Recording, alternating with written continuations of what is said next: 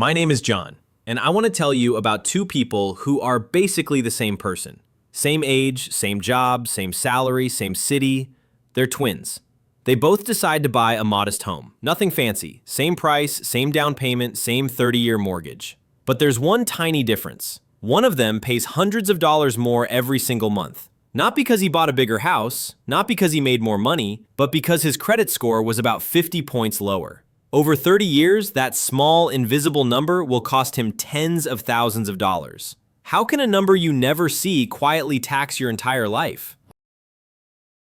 I'm not a millionaire, I'm not a finance guru, I'm just a regular working person who spent a lot of time staring at bank apps, credit card statements, and interest rates, wondering how things got so expensive. This channel exists for people like us. People who work, people who try to do the right things, people who pay their bills, most of the time, and still feel like money keeps slipping through their fingers. Today, we're talking about something almost nobody calls what it really is. I call it the credit score tax. It's not a tax you vote on, it's not a tax that shows up on your paycheck, and it's not collected by the government. It's a quiet, invisible fee you pay when your life isn't perfectly stable, when your car breaks down at the wrong time, when a medical bill hits before payday, when you miss one payment, when your credit card balance creeps a little too high. Suddenly, the same house costs more, the same car costs more, the same loan costs more. Not because you're irresponsible, but because the system has decided you're less predictable. And predictability is what it really cares about. A credit score isn't a measure of how smart you are. It's not a measure of how hard you work. And it's definitely not a measure of your value as a human being. It's a pricing model. It answers one question only. How risky is it to lend money to you? And if the answer isn't perfect, the system doesn't say no. It says yes, at a higher price. In this video, I want to walk through exactly how that price gets calculated. We're going to talk about what a credit score actually measures and what it ignores. How just a small drop can snowball into massive lifetime costs. Why people with the least margin for error get punished the most. And how to lower or avoid this hidden tax without becoming obsessed with perfection. This isn't financial advice, it's education. Because once you understand how the system works, you stop blaming yourself and you start playing the game differently.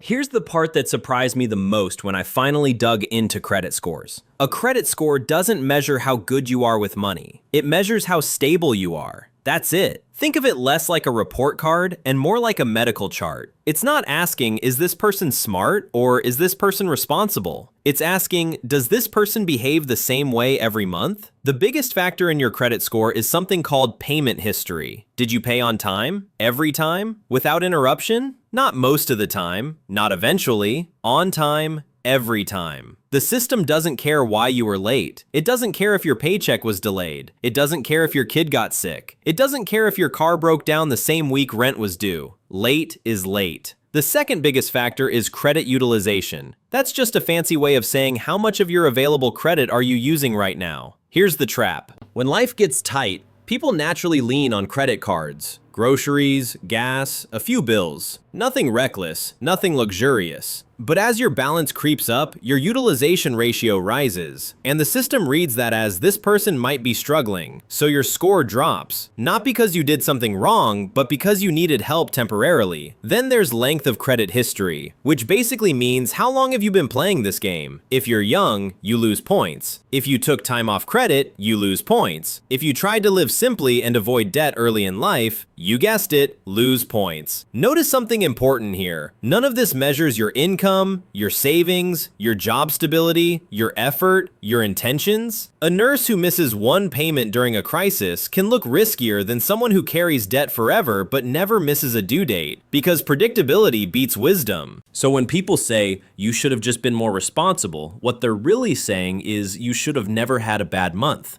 And for most working people, that's just not how life works. Let's put some real numbers on this, because once you see the math, it's impossible to unsee it. Imagine two people buying the same home, same neighborhood, same square footage, same price, $350,000. They both put down the same amount. They both choose a 30-year fixed mortgage. The only difference? One has a strong credit score. The other is about 50 points lower. That difference might change the interest rate by, let's say, 1.5 percentage points. That doesn't sound dramatic. 1.5 people hear that and think, that's not much. But here's what it does. At the higher rate, the monthly payment is several $100s more. Not once, not occasionally, every single month. For 360 months. Over the life of the loan, that tiny percentage difference turns into tens of thousands of dollars in extra interest, sometimes well into six figures. And here's the part that hurts the most. That extra money doesn't buy you anything. It doesn't get you a bigger house, a better school district, a nicer kitchen. You don't live better, you just pay more.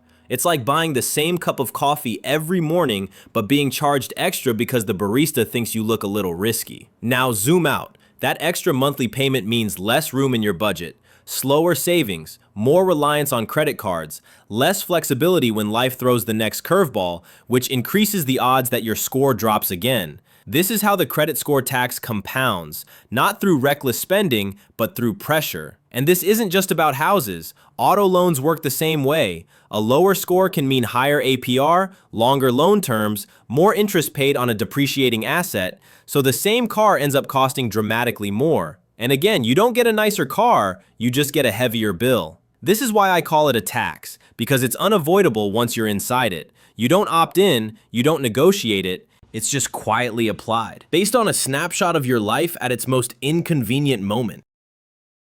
This is the part that almost never gets talked about because on paper, credit scores look rational, clean, mathematical, fair, but in real life, they collide head-on with human psychology.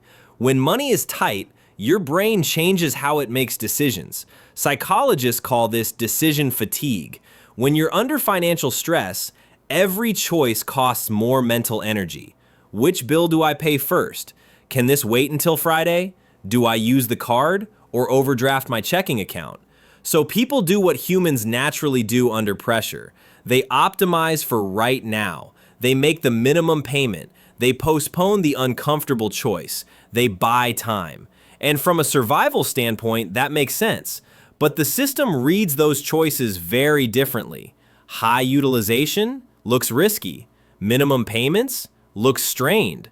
One late payment looks unstable, so your score drops, which raises your interest rates, which raises your monthly payments, which makes next month even tighter. And suddenly you're not just stressed, you're stuck in a loop. This is what makes the credit score tax so brutal. It doesn't punish extravagance, it punishes vulnerability. There's a concept called the Sam Vimes Boots theory. The idea is simple. Poor people end up paying more over time because they can't afford the option that saves money long term. Credit scores work the same way. When you don't have margin, the system charges you for it. And the people with the least margin, they pay the most. This is why telling people to just be more responsible misses the point. Responsibility doesn't remove stress, and stress changes behavior. A system that ignores that isn't neutral, it's profitable. Because every extra percentage point of interest, every late fee, every penalty rate, that's money flowing in one direction. Not because someone failed, but because they had a bad month. And for a lot of working people, bad months aren't rare. They're normal.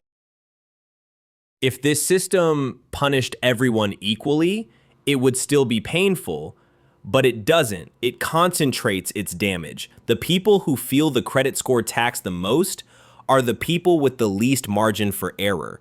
Young workers, families just starting out, people without savings, people whose income is steady but tight. When you're living close to the edge, a single expense can knock everything out of alignment. A medical bill, a car repair, a few days of unpaid time off. Nothing extravagant, nothing irresponsible, but enough to push a balance higher, enough to delay a payment, enough to leave a mark. And here's the cruel part. If you have money, credit mistakes are easier to erase. You can pay down balances immediately. You can refinance quickly. You can absorb higher rates temporarily without changing your life.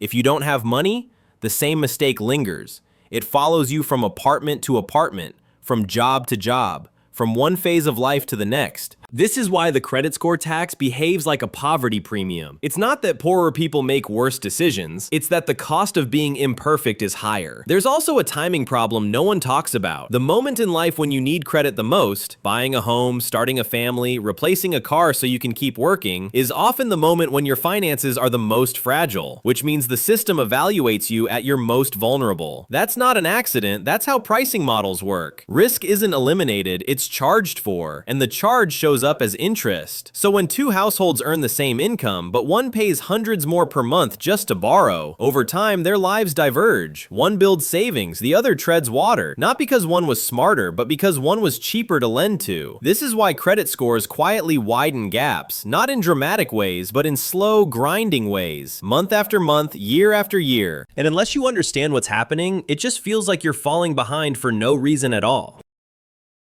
Here's the good news. You don't need a perfect credit score to escape the credit score tax. You don't need to game the system. You don't need to obsess over every point. What you need is stability. Because remember, that's what the system is pricing. So instead of chasing a number, the goal is to reduce the moments where your life becomes expensive. 1. Stability comes before optimization. Most financial advice starts with optimization. Maximize returns, minimize interest, hack the system. That's backwards. For most working people, the biggest enemy isn't inefficiency, it's fragility. A single missed paycheck, a single emergency, a single bad week. So the first goal isn't investing, it's cushioning. Even a small emergency buffer, 100, 300, 500, can do something powerful. It can prevent late fees, overdraft charges, penalty interest rates, credit score hits that last for years. That money doesn't grow, it doesn't compound, but it protects. And protection is underrated. 2. Credit cards aren't the enemy. Timing is. Credit cards get blamed for everything, but the real issue isn't credit cards. It's utilization at the wrong moment. Here's a simple shift that helps more than most people realize. Instead of waiting for the statement due date, pay cards multiple times per month. Why? Because credit scores don't care how responsibly you paid. They care what your balance looked like when it was reported. Lower reported balance, lower utilization, higher score. Same spending, different timing. This isn't cheating, it's understanding the rules. 3. Don't apply for credit when you're vulnerable. One of the most expensive mistakes people make is applying for major credit at the worst possible time. Right after a job change, a medical expense, a high utilization month, a period of instability.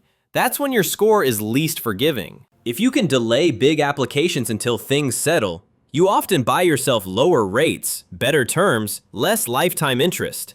Timing doesn't fix everything, but bad timing makes everything worse.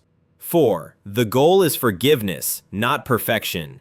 Here's something that doesn't get said enough. Your credit score is not your character. It's not your intelligence. It's not your discipline. And it's not a moral judgment. It's a statistical guess based on limited data. So if your score took a hit, that doesn't mean you failed. It means life happened. The real win isn't having a flawless record. It's building a life that can absorb mistakes without becoming more expensive. Because mistakes are inevitable. The system knows that. It just charges you when they happen.